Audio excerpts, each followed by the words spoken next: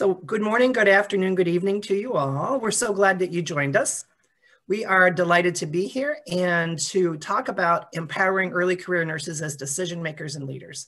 I'm Liz Madigan. I'm the Chief Executive Officer from Sigma Theta Tau, and my partner in this endeavor, Barbara Stillwell. I'll let her introduce herself briefly.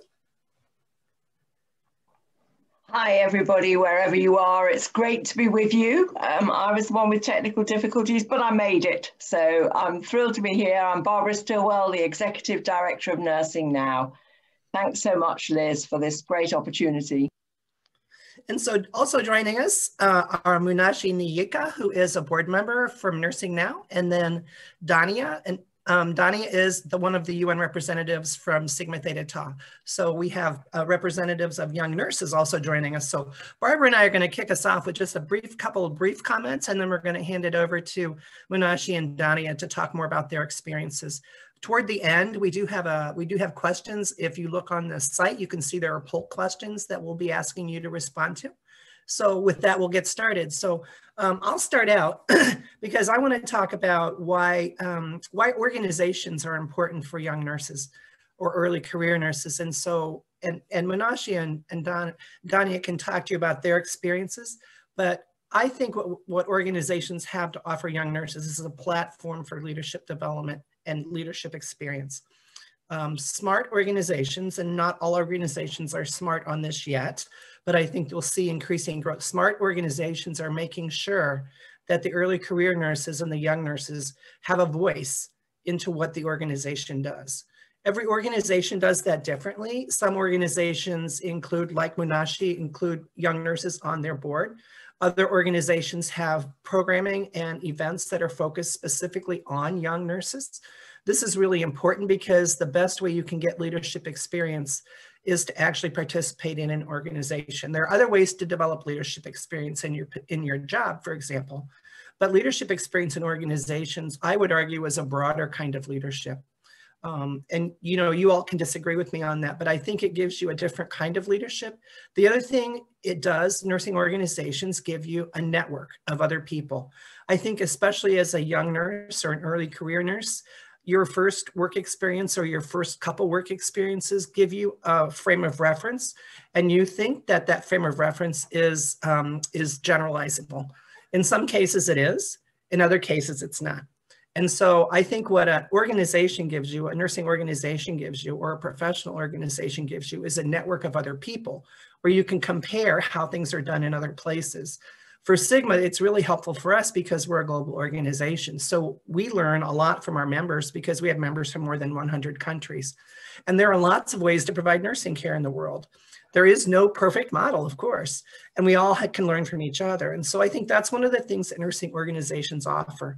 I think what we're seeing is what I call, and what's been called, I didn't create this term, but it's been called a gerontocracy.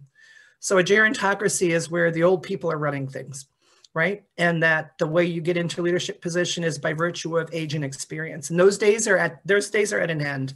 Those days are ending. And so I think it's really important to have young nurses involved in organizations in ways that make substantive contributions. So that's why we're so happy to have Dania and Munashi with us to share their experiences. The final thing I want to talk about is courage, because when we were doing some pre-meeting discussions about what we wanted to talk about this morning, one of the things that both Dania and Munashi brought up is that it took courage to step into these roles. And so I just want to remind you that sometimes we think courage is a rare thing, that we don't show a lot of courage on a regular basis. And I would argue that's not true. If you think about what courage really is, right? The best definition I've seen, excuse me, lately, is that courage is the ability to face the fear, acknowledge it, and move through it or live through it. And so if you think about being an early career nurse or a new nurse, you're doing a lot of courage on a regular basis because so much is new to you. And I don't think we think about defining that as courage, but it absolutely is. And so I think if we can take the thought about what courage is and that it's a routine occurrence and really sort of make that an expectation, I think it decreases the fear, because I think it's always scary when you're asked to do something and you're like, ooh, I don't know if I'm ready for that. And that, I'll just warn you, that happens throughout your career. When That's not age dependent. That's not experience dependent. Anytime you're offered something new, there's a thought that goes, ooh, I don't know if I can do that or not. So I think the key is, anytime you feel fear, think about, well, what have I done in the past when I've been a little fearful? What have I done? And how has it worked out? And not everything's going to work out, and that's okay. You don't know until you try. But I think to just acknowledge the fact that we all need courage when we're taking on new things, and to think about this is a normal kind of thing. So where can you get that courage? One is social support, right? Do you have that network of people you can talk to, right? Do you have a mentor? Everyone should have a mentor, regardless of where they are in their career. You need a mentor. And you can talk it over with your mentor. Is this a good thing for me to do? Should I be doing this? You might have multiple mentors. I think there's a misconception sometimes that you only need one mentor. You may need mentors in different areas of your life. You can look at other people, right? You can also learn courage by observing other people. So when you see people take on roles and you think, oh, they're not that much different than me, that's the observation that may help you with your courage, right? So look for the social support, look for the networking, look for other people who are doing things. And then think about what's really important to you. I think it's easier to take things on when it's something you passionately believe in, right? That's where I think that our courage comes in, because it really is, courage is really tied up with our passion, our authenticity. So if it's something that you're like, yeah, that could be interesting, but I'm not sure, maybe pass and let it go, right? Because you really, anytime you do these things, it's going to take some mental effort. It's going to take some emotional effort. And so I just want you to be prepared for that. So with that, I'll stop and hand it over to Barbara to do a couple opening remarks. Thank you so much, Liz. What you say really resonates with me as well. I wanted to just touch on a couple of things that Nursing Now has been very concerned with over the life of our campaign. And we've always been very keen to include early career nurses, young nurses, and to make sure they're getting the skills they need to be good leaders. And the reason for that is because we know there's a problem with nurse leadership. And there has been a problem for decades. And every single report that emerges on nursing suggests that we improve leadership skills in nursing. So our question is, why is this a problem that we don't seem to be dealing with adequately? And one of the reasons is exactly what Liz has said already, that we have a system that's really based on staying in your job, doing a good enough job, and becoming a leader based on where you are, your age, your vulnerability. But that's not good enough for the 21st century, nowhere near it. And we have to look at how we bring about change. In 2019, Nursing Now did a survey of nurses globally. We had over 2,500 responses. And what we found was fascinating, really, because what nurses said was to be interested in a higher level nursing job, they would like to see clear selection criteria for promotion into leadership jobs, promotion to leadership roles. Now, that's really interesting, isn't it? Because when we talk about leadership, we often talk about something fairly vague, that, is something almost magical that we have to acquire. And the only way you acquire it is by getting old, like me, and then you become a leader and everybody has confidence in you. But what they were saying was, we need to know exactly what you want us to be and how you want us to be this person. We need to have something else, they said, a clear understanding of what my role is, what my authority is to be a leader. And they also asked for training on how to speak out in big meetings. How do I say what I need to say in a way that's clear, that I feel confident to say it? And these were very interesting findings for us, because what it was saying to us is, in nursing, we need to be much clearer about what our expectations are in leadership. And we need to be much more practical in how we help people to become good leaders in nursing. And if we're going to keep nurses in the profession, which at the moment, post-COVID, is a real challenge, we have to change our leadership profile. We have to rethink how we prepare early career nurses to be leaders. Some of that is about the skills, and as Liz very rightly said, some of it is about mentoring, coaching, supporting early career nurses to become good at speaking out, to find that courage, to know what they want to say and learn to speak truth to power, which is what's actually very difficult. And even I, at my grand old age, find it difficult to speak truth to power at times. Because we all want to be liked, don't we? We all want to be popular. We don't want to be that person who says, actually, I disagree with you, even though it's possible to say that in a very nice way. But still, it's not easy to do it. In the time of our campaign, we've also learned that people in senior leadership roles become very comfortable. And they don't want to challenge or change things because they're in a very nice position. So if they're going to be difficult, they're actually going to find they may be out of that nice position. And, you know, there's temptation for all of us in staying right where we are. Don't make waves because, you know, if we make waves, we're going to disappear. So people who are in really senior positions often put up with having less than optimal resources to do a good job. And they get by on what's just good enough.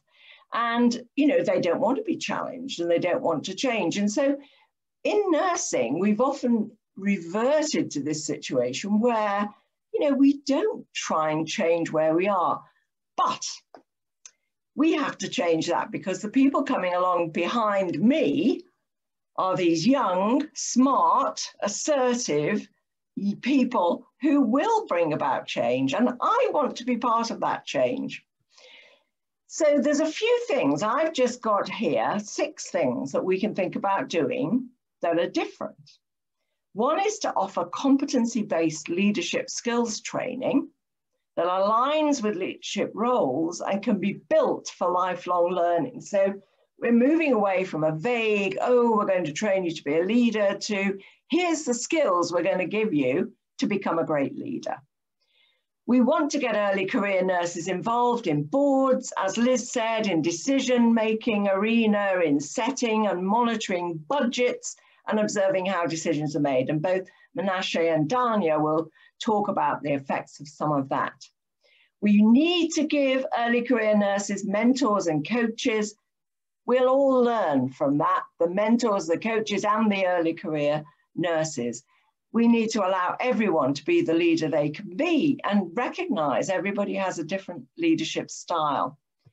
Regular feedback on leadership needs to get into performance review. How are you as a leader, as an early career leader? And we need to encourage, and this is something I've learned a lot about in nursing now, peer-to-peer feedback. So important.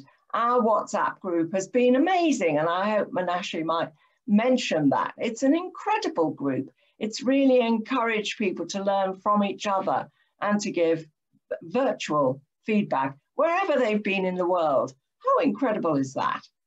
And we need to support each other in asking for what we need, for resources. And this is where young early career nurses can support older nurses in senior positions to say, you know, I know that this person, you've promoted her, but she hasn't got what she needs to succeed. Please, you know, we need to be asking to help each other solve these problems. So those are my 6 tips. This is our moment as nurses. Without us, the world will simply not recover from the pandemic and we won't achieve our health goals. So it's up to us. We have to seize the day, and we're asking, all of us older nurses are asking for you younger nurses to support us, and the other way around. We're here for you. So thank you, Liz. Thank you, Menashe and Danya. I look forward to what you're going to say. Menashe, I think it's over to you, isn't it? If I'm right. Yeah, over to you. Yes, sure. Thank you so much, Barbara. And thank you so much, Liz, as well, for the opening, those opening statements. Really, I think as everything as you have shared, today really is about talking about the importance of having young nurses and empowering young nurses to be leaders and to be involved within decision-making. And I'm really just going to talk about my story, being a board member on the Nursing Now campaign, and how that has been a really life-changing opportunity for me, and the growth I have experienced throughout the campaign over the last 3 years. And really as a message, and really as a challenge to organizations, to governments, to institutions across the world, to really involve their young nurses effectively and directly within decision-making, to ensure that we really ensure that health is available for all and young nurses' voices. So my name is Menashe Nyika, and I am a young nurse from Harare in Zimbabwe. And throughout my nursing studies and throughout my training in nursing, I was always very involved. I was always very engaged. And I always had this passion to change the lives of people within my community. I always had this passion for health and being able to see the health of my community be better, and to ensure that everyone within my community in Zimbabwe has access to healthcare. So I was always an advocate throughout my studies. I was involved in a lot of community organizations and a lot of community activities, and really also trying to bring together my nursing colleagues at school in being able to advance some of changes that we saw in community and things that we saw that really needed change. Through that, I was involved in a lot of advocacy work, and I was part of our Nursing Students Association. And within our Nursing Students Association, I was able to also drive quite a lot of change and be able to really start getting others involved and getting others motivated and being able to drive change within our school, within our community, in moving changes for health forward. So in 2016, I always had this question as to why is it young nurses were never involved in decision-making, never really involved effectively in decision-making. I was part of a course on the social determinants of health that brought together young nurses from different countries within the African region. We had young nurses from Senegal, we had young nurses from Malawi, we had young nurses from Uganda, and we had young nurses from Rwanda. And through this collaboration, we were able to really have discussions onto what exactly young nurses feel were changes they felt they needed to be made. In terms of being able to engage young nurses, in terms of being able to get young nurses more active, more engaged, more involved. And through that, we developed an organization known as the Federation of African Nursing Students Organizations, which I was then selected as the chairperson of that organization. That for me was the start of being able to see young nurses be involved a lot more, not just within my country, but across the region. And one thing that was really striking for me was that through that whole time, the issues that we had seen as young nurses within Zimbabwe felt like they were cross-cutting. They felt like there were issues that were the same issues that were being experienced in Malawi. They were the same issues that were being experienced by students in Kenya, in Rwanda, in many different other countries. And this really brought up the question as to what can we do about it and how can we get more involved. So in 2017, at the end of 2017, an opportunity arose. And I was selected to be part of the board for the Nursing Now campaign.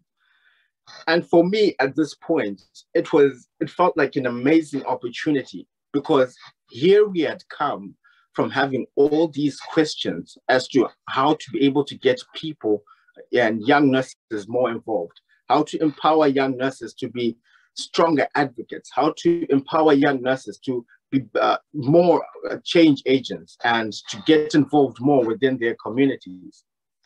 And now I had been selected on this board for Nursing Now.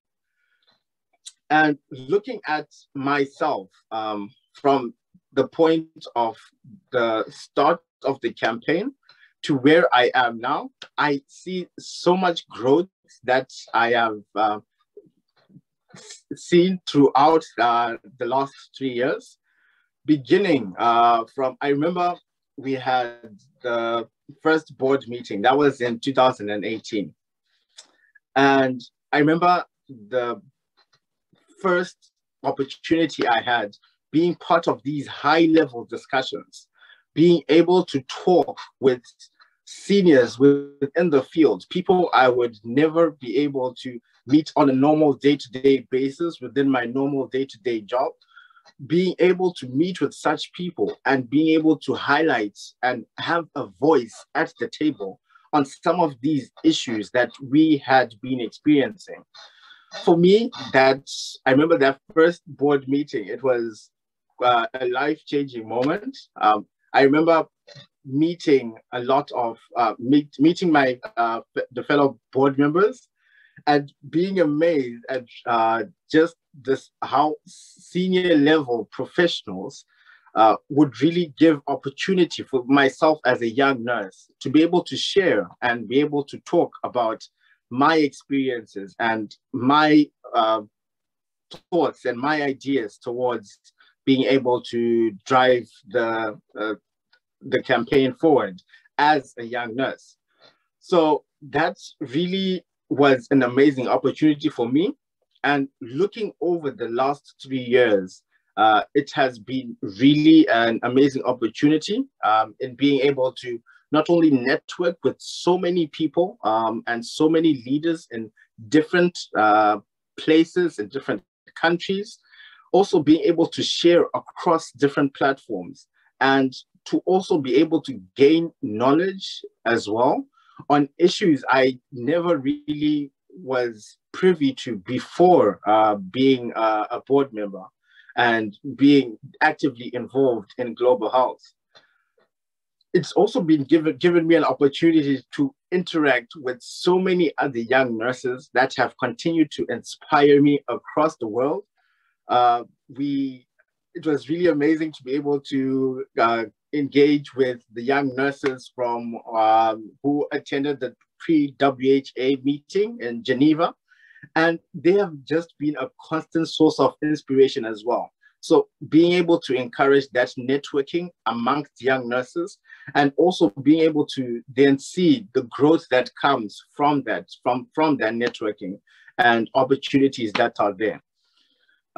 So over the last 3 years, those have been some of the really amazing opportunities that I have seen and the amazing growth that I have seen within myself through the campaign.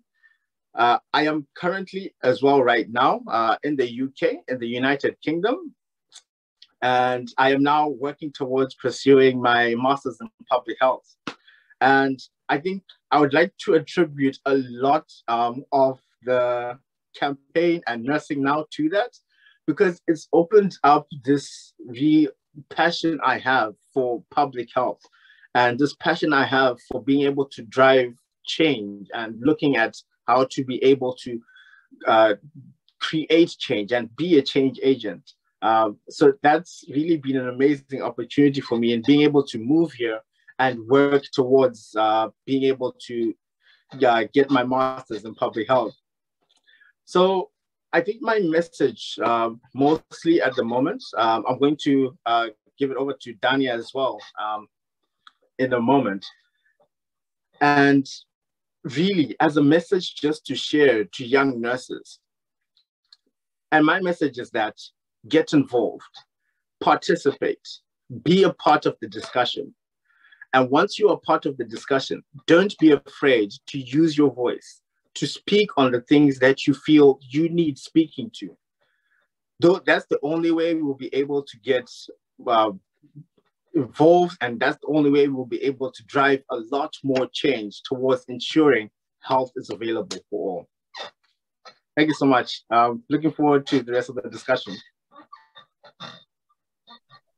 Thanks so much, Menashe. I mean, I always hear, one thing I love about my role as the UN representative for Sigma is that I hear stories like this that leave me just a little bit more inspired to want to do more in my career. So thank you. It's an honor to hear you speak.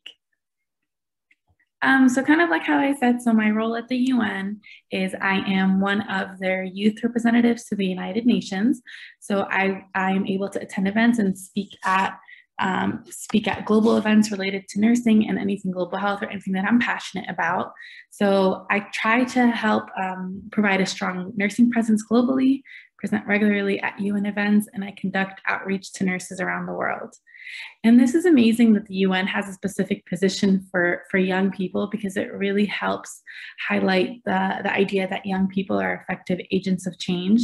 And I heard that mentioned with a few of our panelists today. I really do believe that youth who are really enthusiastic and creative, they really do help contribute to development of the society's most challenging issues. So with young people's empowerment and development engagement, it's really a means on its own to build a better world. So I'm really excited that we have this platform to speak and to participate. And through my experiences at the UN, I've really learned that the UN really does recognize that its mission, that without partnering with young people and ensuring that, they say not heard, but also understood, not only engaged, but also empowered, and not only supported, but leading global efforts and processes. And that's really powerful, because it really highlights just kind of why we need to be there, what we can do, and how important it is that we are full-fledged partners in the UN and global organizations like Nursing Now, not only as beneficiaries, but also as partners. And so I'm really excited to be representing Sigma and the nursing profession, because Sigma really does recognize that young people are essential partners in the creation of positive change, whether it's local, regional, or global. So I like how Menashe started off by sharing a little bit about his story and why he wanted to be a leader. So I'm going to touch up on that a little bit. So I was first introduced to the concept of vulnerability during a medical mission trip to the Middle East. So I was born and raised in America, but my parents are Middle Eastern. So I've been I'm fluent in Arabic, that I was able to serve as a medical translator while I was in nursing school. So there I really witnessed the challenges that people face, not just health-wise, but living and I didn't know the phrase at the time, but I was seeing how the effects of social determinants of health impacted outcomes. And so, there was a lot of challenging moments working at the camp, but I really loved what I was doing. So I really decided to dedicate my career to tackling these barriers head on and providing care to those who need it the most. So high risk, underserved, vulnerable populations. So as one of Sigma's nurse leaders, I really wanted to enhance the health of the world's people, bedside and beyond. And while I was terrified to take on such a high leadership position I think I was like 21 when I started off with my role at the UN. So I was terrified, but I really had that, I shared that passion to drive change. And I felt like this was a great way to do so. And so it really highlights why it's so important that we need to empower early career nurses as decision makers and leaders, because if they're given that opportunity, like myself, we can really step up and find creative solutions together. But I really want everybody, as long as we're heard, empowered, and engaged and given the chance to lead. I think one of the biggest concerns that I have, I think Barbara touched up on it as well, is that unfortunately, a lot of times young people are not given the opportunity to lead. And so when we have our older nurses stepping out of the career or retiring, we're kind of left not trained and not with the enough support that we need. And so while organizations like Sigma and Nursing Now really do believe in the power of youth, a lot of organizations like hospital institutions do not. So it's really important. A lot of people always ask me for tips on what they can do to grow as a leader. So I have 5 tips. The biggest one is to always ask for opportunities.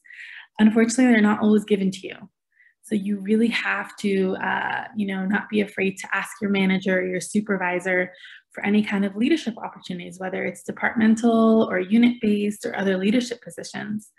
The other thing is to focus on personal and professional development, which I really like to highlight the personal side, because that's what makes you a good leader, that authenticity, that connection that you have with your followers. And it's really important, like we get to use our story, like me and Menashe are using it to kind of inspire others. So once you have that personal side down, use it for your own benefit. And don't wait to go back to school.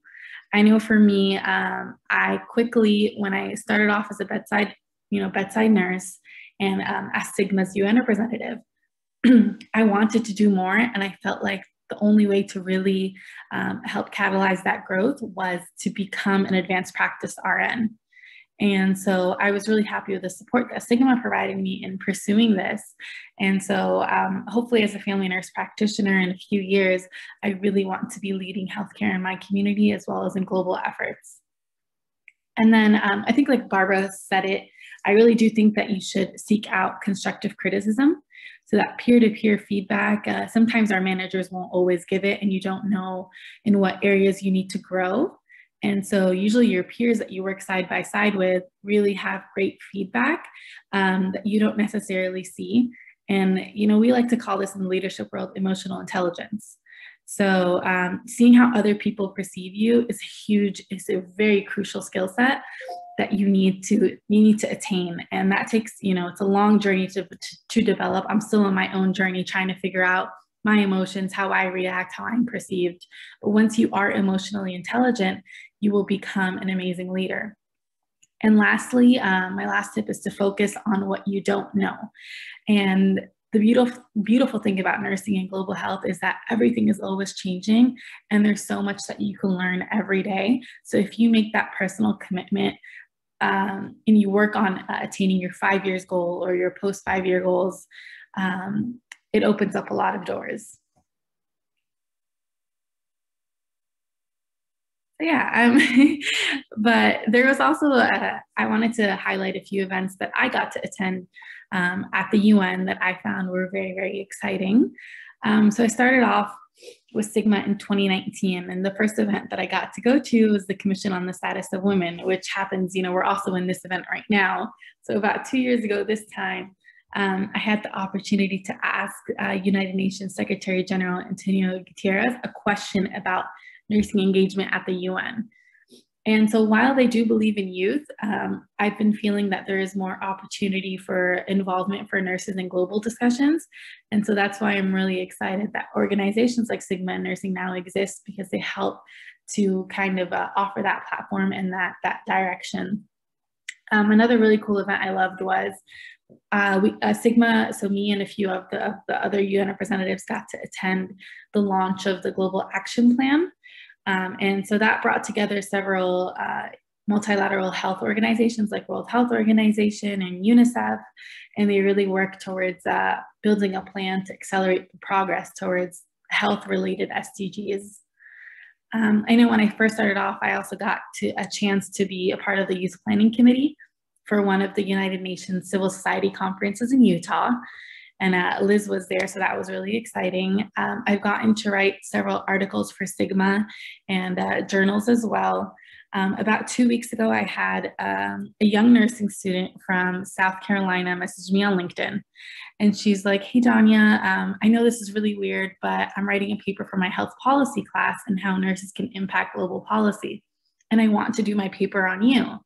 And so we met up for about 30 minutes, just in our living room. And I was chatting with her, talking to her about my story, but mostly what she can do to kind of go during the same path and what resources are available to her that she might not know. And so it really helped me. It was kind of a little bit of a surprise to me because although others view me as a nurse leader, I always see myself as I can do more. And so I'm always inspired by hearing other people's stories because I really work on tackling things that I want to improve in myself.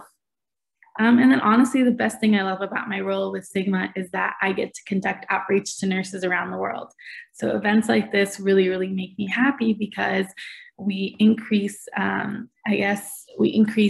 people know about us more. They know about what they can do. They see this other side of nursing that isn't always stressed. So I'm really, really excited for that. And if anybody has any questions for me or you guys want to continue this discussion, I'd be really excited. So in a moment, we'll have Megan start the polls, but I just want to, now clearly I'm listening for it, but I'm hearing a lot of courage from these young nurses. Are you? When Danya said she was terrified, but she stepped up anyway, that's courage, right? I mean, I just want to sort of bring that point home for the young nurses, which is that, these are nurses like you, right? Meenakshi and Danya are nurses like you. You can hear their stories are like you. And so again, there's lots of opportunities, and I think it'd be great for more young nurses to step forward. So I also heard from Meenakshi that, some of the courageous pieces are sort of self-efficacy, right? So Meenakshi, I don't know if you want to talk just for a moment about whether there is an opportunity as you do more things with advocacy and leadership that it increases your confidence that you can do more. Is that accurate? Yes, Liz, I think that is definitely accurate. One thing that I have found personally is that the more I have been able to speak on things and the more I've been able to be involved more in more things and be able to read up on more things, be able to interact with others on more things, the more confident I have felt in being able to share on those things and to be able to engage on those things, act on them as well. So I feel like being involved a lot more and being able to interact a lot more and really stepping up to really engage a lot more in issues that we find most important. It really does build a lot of confidence in being able to articulate on those issues. Yeah, and Donnie, what the courageous pieces I heard from you, in addition to you being terrified and stepping up anyway, was that seeking input from your peers on your performance, right? I mean, I think it's easy. That always feels very risky. I mean, and I think that's regardless of where you are in your career. Barbara's shaking her head, so I think she has the same experience I do, which is that always feels a little risky because I'm very aware of my own limitations and the things I need to work on. And so, but it feels risky when you ask others for feedback. And so that takes courage too, but it's the only way you're going to know if you're improving, right?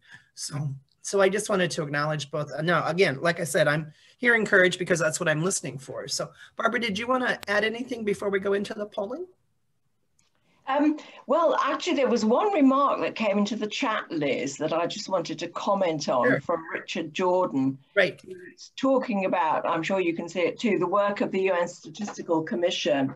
And one of the NGOs don't know statistics. And I have to say, statistics is like budgets, I think, that can be very scary for early career nurses. And one of the things we've encouraged in nursing now is for all nurses to be really familiar with the data, the statistics surrounding nursing in wherever you are. So, if you're short of nurses, what does that shortage mean? How many? Is it people coming in? Is it people leaving early? people getting old? What is it that's causing the shortage? And where do you think there should be investment to, address that situation? And I think as nurses, we often feel that's something that's nothing to do with us. But if you're a board member or a UN rep or, whatever you are, you've got to understand that. And I remember a very senior nurse here in the UK was telling me recently that she was interviewed about COVID, in the UK and the situation, which was very rare during COVID for nurses to get a voice, a national voice on the media, which she was. And, it was on, I think she said it was the radio, and there was an interviewer and they interviewed her. So it was unusual, and it was great that she did it. And she said, the interviewer suddenly asked her a question about Brexit, about Britain leaving the EU. And she said, oh, I don't know anything about that. And, she said afterwards she was scared because she hadn't prepped that. But really, this is what we all need to have, this big picture about where nursing sits. And clearly, if you look at Brexit and nursing, it's a real problem for the UK, because a lot of our migrant nurses who came from Spain and the European Union countries are not coming. So, we're going to be looking for different markets to recruit nurses, and that's a problem. So even just knowing those few things enables you to give the kind of answer, that will show that we nurses are engaged in this. So I think this, what Richard Jordan says about statistics is critically important. We're part of a big world, and we need to look at the place of nursing in that big world, which I think, Dania, you've pointed out as well. And Menashe too, by, you're talking about your experience in Zimbabwe, but how it relates to other countries too. And, we all need to have that sort of perspective, those bigger perspective than often it's tempting as a nurse to have. Well, and I think it presents a different level of argument when you can present it based on evidence versus your own personal experience. I think both are valuable, but I think there are some situations where the evidence really is what you need. And, I think that's where, it's the combination and being able to recognize when a question calls for your personal reflection versus the evidence, right? So I think that's absolutely. And sometimes it's both, I think. Both right. is very powerful. I think so too. Yeah, because I think about, the evidence says one thing, and then you can actually support that with your personal experience, right? I think the pandemic has really brought that forward in many real ways. Absolutely. Now, Richard asked a second question, and so we'll do that. So how would you, and this is for Dania and Menashe, how would you envision contributing to the voice of nurses to the 2023 Summit on Universal Health Coverage? So Dania, since you're at the UN, do you want to start that one out? Yeah, of course. We haven't really talked specifically how our strategic plan towards the universal health coverage, but oftentimes I always have this problem because I know that nurses play vital roles in the health of the nations, and we want to always make sure that their voices are heard in the world stage. But unfortunately, there isn't always that platform to speak up. So we really want to work on strengthening that platform so we are given the opportunity to really speak. And as we've known from evidence in previous situations, that when nurses are listened to in policy-making arenas, sensible, effective decisions are made and health outcomes improve. So this is a team effort, and which is why I love nursing, is because we all support each other. So I'm looking forward to working with my team and figuring out how we want to do this. But if Liz or Barbara or Menashe have any other points that they would like to highlight, I would definitely appreciate that. Yes, sure. I think that's is really amazing. And I think being able to have young nurses involved and young nurses engaged towards such discussions, I think is critical, because it really gets the views of young nurses involved as well. So I think, yeah, it would really be important to engage young nurses towards the discussion. And then I know that Sigma has also attended a few of the high-level meetings on universal health coverage. And so we're working towards attaining that, health for all. So yeah, and I'll just add, Richard added in there that there's a UN General Assembly resolution on that with Guyana and Japan coordinating the work. So this is where Barbara and I both have good relationships with our partners and colleagues at the International Council of Nurses. And so the International Council of Nurses represents the National Nursing Associations. So that's where we have an opportunity to develop a coalition where we could then actually help to contribute to that UN General Assembly resolution on that. And Annette Kennedy, the president of ICN, has been on the Commission for Non-Communicable Diseases and was part of that report and really putting forward the idea that nurses, were essential, are essential to delivering care for people with long-term conditions and for making sure there's coverage for everybody everywhere, which is what universal health coverage is about.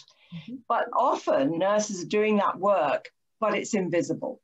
And this is where we need to be lobbying, I think, for greater visibility for nurses and, evidence-based visibility. Where are they doing the work and what's it resulted in? As I think it was Dania was saying, what are the outcomes of the care, of nursing care? And where. And that's where I think nursing is particularly exciting at the moment. We can change the world. There is no doubt about it. Nurses are a best buy in healthcare, and we need to be plugging that constantly. So I'm going to read the one question in the chat, and I'm just going to read it verbatim. One issue I see in nursing and in other professions is that there seems to be little communication across the generations. Older nurses seem to work with each other and collaborate amongst themselves, while younger nurses seem to talk about assuming leadership roles from older nurses. It seems like the gap widening within our own profession. How can we fix this? One of the things I'm interested in doing is closing that gap between aspiring nurses, young nurses, and nurses across the lifespan. I am also interested in closing the gap between nurse researchers and educators and nurses at each level of practice. How do we maximize the use of the talents of all nurses to move forward to create change in an inclusive way? It's a great question. Do you have, Dania and Munashi, do you have thoughts? That is such an amazing question, Valerie, and I think it's a really important one. My personal experience is that there needs to be more opportunity for leadership presented to young nurses. Like Barbara said, there is really no ladder or any kind of direction onto how we can grow. So if you want to get young nurses involved, they need to feel like they matter. They need to be a part of departmental decisions. They need to be a part of the discussion on anything related to that impacts them, or else they're just going to leave the profession. So it's really important that you guys provide them the opportunity to lead. True. I think that is, it's an amazing point, Dania. And I think that's an amazing question. And really, I think as well, highlighting the point of mentorship, there really needs to be a lot of mentorship of senior nurses, mentoring young nurses within leadership. And that involves, particularly as well, involving them in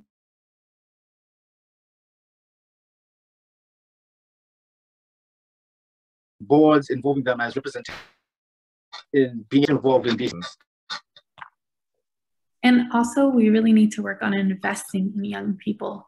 That's the piece that's kind of missing, is that they're not just born into the career as leaders. They need to kind of be created into this leader. And this is why I love, Sigma, because they really do invest in young leaders. So last year, in honor of Nightingale Challenge and the Nursing Now Nightingale Challenge, the Sigma hosted their own. And I got to go through 1 year long of courses that really worked on developing me as a young leader. And so when we offer young nurses these opportunities to grow and develop their leadership skills, you'll be surprised in the amount of change that they create.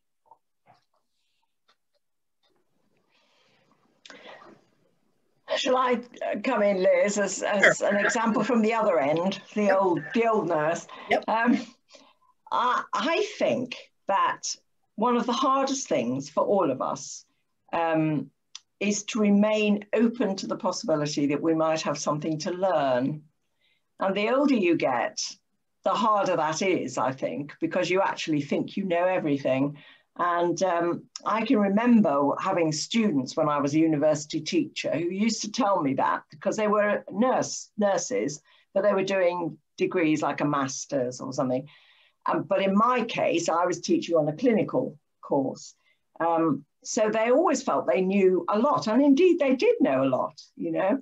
But they would say to me, often about 6 weeks into the course, they would say, when I came on this course, Barbara, I thought I knew everything. Now you have made me feel like I know nothing. And I used to, you know, this was very interesting to me, because I used to think, well, how on earth, what's going on here? So after a lot of thinking about what was going on, what I realized was this: when we have a very small circumference of knowledge, our circle of knowledge is small, our circumference of ignorance is also small. So the outside of that circle is quite small. And you look out and you think, well, there's nothing I don't know. I know everything. It's in my circle of knowledge. But as your circle of knowledge gets bigger, you look outside through this big circumference and you realize there are many, many things you don't know. So really, if you're growing, you should be getting less and less secure that you know everything, not more and more secure, but less and less secure that you know everything. And I do think that is something that, as an older nurse, you know, as I've gotten older myself, I have to remind myself all the time that it's okay not to know. It's actually okay to say, I don't know, please help me. And it's also okay to recognize that you've got something to learn from somebody who's much younger than you. And my children tell me that all the time. And now my grandchildren tell me that all the time. I don't believe them, of course. No, I do. I listen to what they say. But it's so important to have that perspective, I think, for all of us, for every one of us. And that really is regardless of age. So once we recognize this is a two-way street, we've all got something to learn, we've all got something to teach. And that's going to change day by day. And that, I think, is hugely enriching, both professionally and personally. Mm-hmm. Well, and I think, you know, if you think back to the stages, you know, the stages of development, older nurses should be in the place where we're looking to bring on the next generation, right? I mean, it should be it's a developmental stage for us. So I think that, you know, if we can acknowledge the fact that, in fact, we don't know everything, and in fact, the world is very complex. I mean, I think that's the thing I appreciate, especially in global health. There's nothing simple. There's no simple issue in global health. They're all complicated and nuanced, right? And I think that's the other piece, is that can be uncomfortable, especially if you're new, right? Novices a lot of times want things that are very easy to understand and to parse. And that's not how anything in global health works. It's always complicated. There's always nuances. And I think being comfortable with being uncomfortable, right? And so that's what I remind myself frequently, that I need to get comfortable with being uncomfortable, right? I don't know everything. I'm not going to know everything. There's no possible way I can. There's actually whole careers built on many of these topics, right? And entire bodies of knowledge that I know nothing about, right?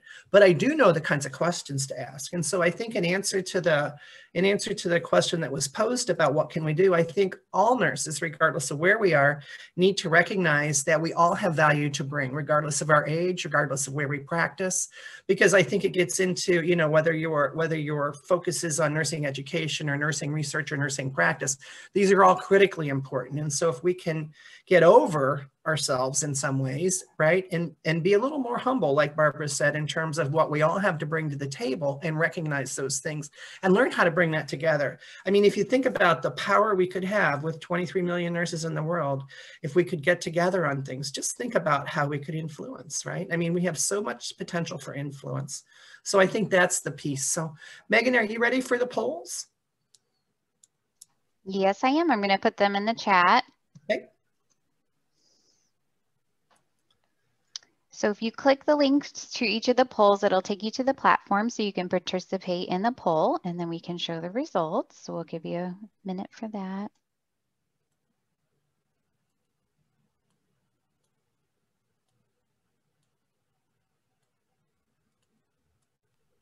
while Megan is doing all the poll questions, I did just want to quickly end kind of my portion of this presentation. And I really want to stress that as we navigate this time of uncertainty, I guess post-COVID, I don't want to jinx it, but after all of this mess of a year, the voices of young people are so essential. And as we try to envision a new way of working and being in the world, we really do have this incredible opportunity to transform the way young people are engaged in tackling local and global issues. And we really need to work on or make a commitment towards providing young people with the tools and opportunities so that they can and they will lead. We're really prepared to think, as the UN likes to say, think globally or act locally or global. And so we really want that opportunity to lead, and we're looking towards our older peer, our more experienced nurses to help pave that way for us.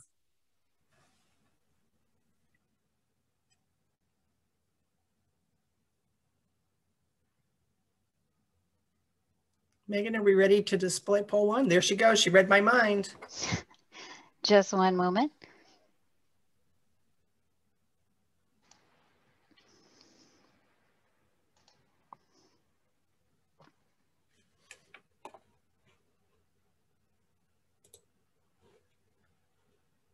Okay, that looks like it's the first one. So do young nurses feel supported as leaders? No, right? So I think you've heard from Dania and Munashi that that support is critical. So I think the question is, and I think we've had some of this already, you know, what could we do? And I think we all have an obligation, regardless of where we're in our career, because even as a young nurse, there are people who are behind you with experience, right? So there are people with less experience than you. I think we all need to not just, like I said, seek mentors, but we also need to be mentors to other people, right? So we need to figure out, if we all reached out to just one nurse who was at a different earlier stage of their career than us and did that mentoring, I think we could actually bring people along nicely. I think the other thing we need to do is be able to recognize that we need many, many more leadership programs for young nurses. You know, Sigma was delighted to join Nursing Now and have Nightingale Challenge cohorts. We had, Dania was in our first cohort. We have our second cohort. We're so happy to do that, but you know, these are still relatively small numbers, and there are so many nurses who need these kinds of opportunities. So I think, you know, as nursing organizations, we need to figure out ways to actually provide more mentoring and leadership development opportunities. Manashi and Dania, Barbara, do any of you want to say anything on that one? Well, I think that's chilling. 100% of nurses don't feel supported as leaders. I mean, that is terrible, isn't it? You know, we need to be asking them, what can we do? How can we help you to feel supported? All of us, young or old, whoever we are, you know, we need to be asking them how we can help them. I was very struck when the COVID pandemic started that we had a number of nurses who were student nurses who'd been asked to go and help out because of short staffing on the wards here in the UK. And actually, no, it was a global event. So they were all over the world. And a number of them said they'd gone onto the ward very nervous because they were third year students, but still students. And the older nurses who were on the ward had just essentially dissed them, just said, you know, you've got to get on with it. You're not supposed to be here. I hadn't been supportive to them at all, and had not supervised them. And, you know, I was appalled, absolutely appalled that this should be the case. So all of us need to take a long, hard look at ourselves and our organizations. What are we doing to support young leaders? If we don't support them, they'll go. And if they go, we're going to be in real trouble. So, you know, and they bring so much when they come. They bring so much. I mean, look at Dania and Menashe and everything they've brought and enriched our, certainly Menashe, you know, I can speak from firsthand experience, has enriched our board meetings for the last 3 years. So, you know, we need to be asking ourselves, how do we support these people to give them the courage to step forward and the opportunities so that they can grow. Like agree. I said, oh, sorry. Okay. Yes, sure. Okay. I agree totally, Barbara. I think that those are really chilling figures, but I feel it's really telling as well that young nurses globally don't feel supported as leaders. And it really does highlight a lot in terms of work that needs to be done in engagement of young nurses towards leadership and mentorship. And also just highlighting as well, as Liz was saying about on mentorship and how it's a process of also being mentored and also being a mentor as well for young nurses. So finding someone who you can mentor and who you can bring up as well in sharing about opportunities and sharing about your experiences and sharing about how you feel they can also be able to develop themselves. So yeah, I think that's really amazing, and being able to have that linear aspect of mentorship as well.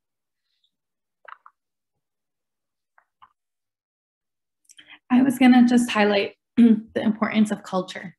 And so the culture where you work at, if it's not inviting and engaging, nothing's ever gonna change. So we need to make that commitment to improve the opportunity for young nurses to be valued and to be respected.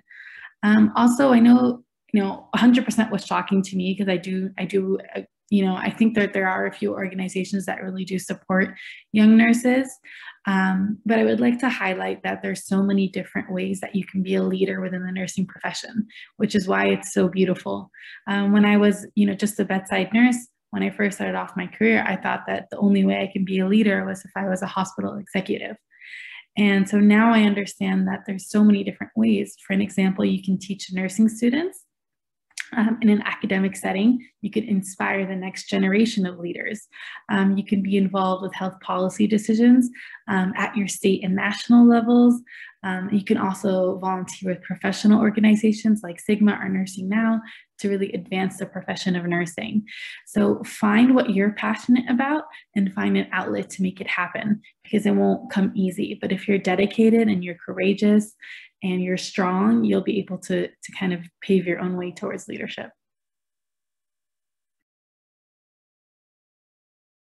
Great. So the next one is the word cloud, which is, what are the biggest challenges young nurses face? And so you can see imposters. So that's probably speaking to imposter syndrome, where you think that, if anybody finds out you're there, they're going to realize that you don't have what it takes to be a leader. I'll just let you know that imposter syndrome followed me throughout my career. In every new position I took, I had imposter syndrome. I was convinced that, as a new graduate nurse, I was convinced that because I hadn't started X number of IVs, that everybody was going to know I really didn't deserve to be a nurse. When I finished my PhD, I was convinced that because I didn't have all the background knowledge on every kind of methodology that existed for research, people were going to find me out, right? So imposter syndrome is just, again, imposter syndrome is a very common phenomenon, and you just have to recognize it. And again, just like courage, right? You can live through it. So you need to recognize where your gaps are. And remember, you can't know everything. As I think, Barbara, I'd be interested in your view on this too. I think the higher you go in an organization, the less you know about everything, the more you need to rely on having good people on your team that you work with and who can keep you informed, right? Absolutely. But I also do think, Liz, that, the more we learn, and nurses do learn very experientially as well, because we learn something in theory and we put it into practice, and we learn more, and then we learn more theory, then we learn more practice, and so it builds. And I think that's true in many skills-based areas, so that we often do feel when we learn a bit more that we don't know enough. But actually, it's because we're building our knowledge base, and we're not imposters. We're just constantly open to learning, which is a very different thing from being an imposter. So I think recognizing that, being open to learning can make you feel insecure, because you constantly realize you've got more to learn, but that's a good thing. because that's what stops us making terrible mistakes, because, you know, we constantly say, am I sure I've got this right? Or we look it up again, you know, and I think those are very strong skills to have. So, yeah, but I do think having a leadership program that's competency-based would actually be very helpful for many young leaders, because then you can see how you're progressing. Agree. Dania and Munashi, is there anything in the word cloud that sort of triggers your thoughts? I think the lack of support, I think that's what it says, because there's lack of support. I think that's the biggest thing. Is when I started off in my career, I didn't feel supported. And so for me, it caused a lot of concerns personally. And I was always scared, because here I was envisioning that I wanted to do more, but I didn't understand how I could. And I didn't feel like I had the opportunity to. So really investing in making young nurses feel supported, they'll want to be a part of the solution.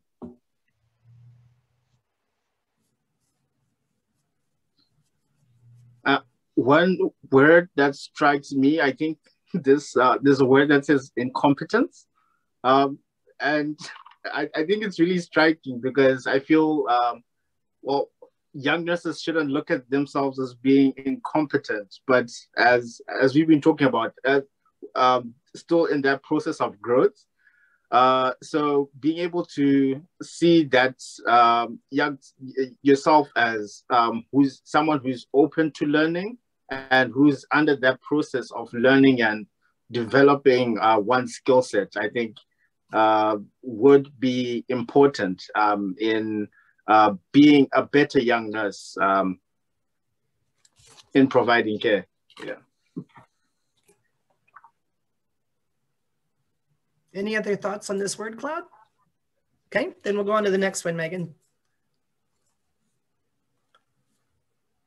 And thank you to the UN CSW for this, in terms of giving us the opportunity to do some of the polling questions. We thought this was a great opportunity to get some sense. So here's, oh, this is good news. So our first one was bad news, and now we have good news. So as a young nurse, do you see yourself in a leadership role in nursing in 5 years? And 100% said yes. So that gives me great hope, and I know I speak for Barbara and many other nurses in leadership positions that we're so glad to see this, because we really are going to need you.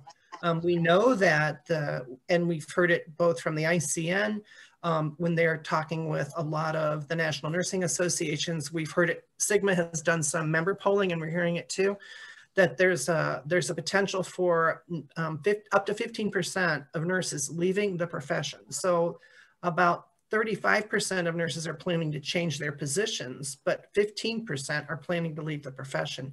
So if you think about the shortages that we faced pre-COVID and the impact of COVID and a 15% reduction in our workforce, this is frankly frightening, right? And so it's going to have some significant impact on the profession, on the health of the world's people, right? Because that's our ultimate goal, is the health of the people in the world. So the fact that so many of you see yourself in leadership roles in nursing in 5 years just gives me great hope. Gives me great hope. I'll ask any of my other panelists to say anything if they'd like to.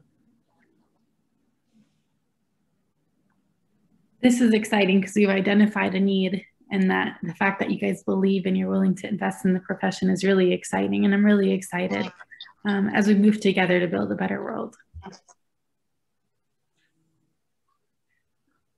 True. I think it's really amazing to be able to see that. And I think that belief in oneself is the start, and being able to move forward from that and being able to act on that as well.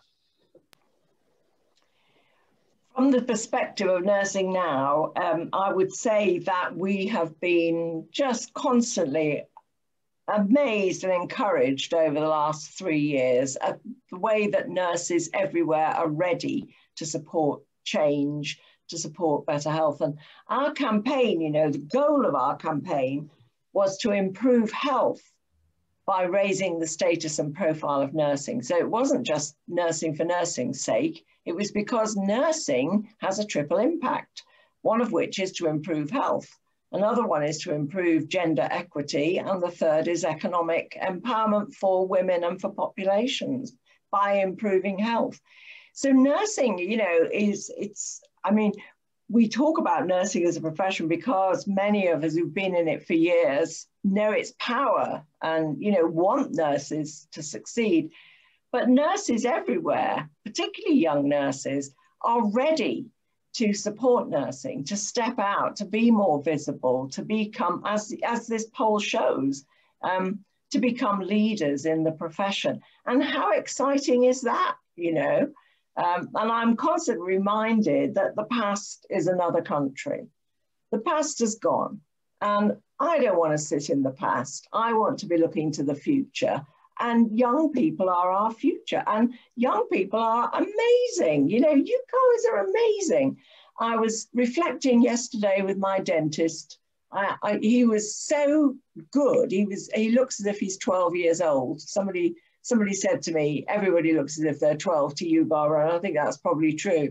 But he looks very young, and so yesterday he did something very complicated and did it quickly and thoroughly and really, very good.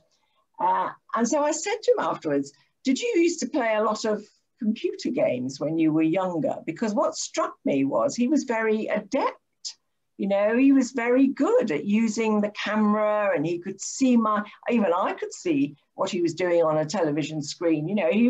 He was really good. And he said, yes, I was a champion. I used to go to Sweden and play computer games in Sweden.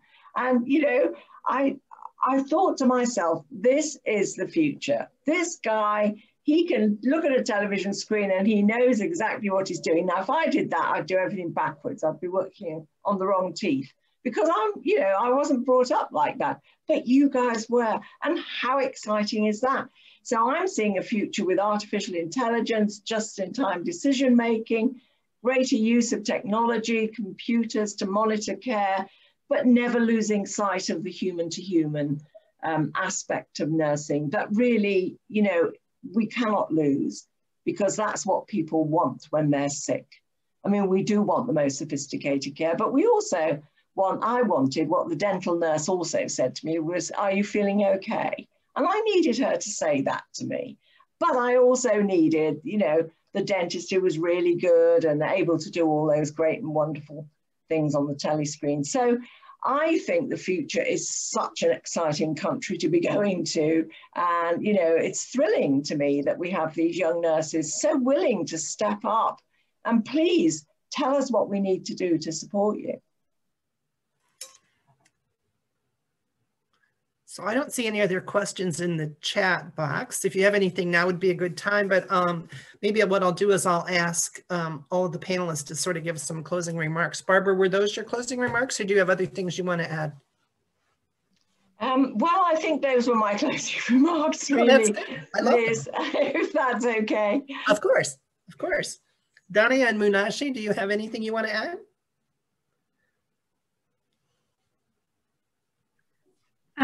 For me, it's just, if I can give you guys one tip, it's don't be afraid to use your voice to lead.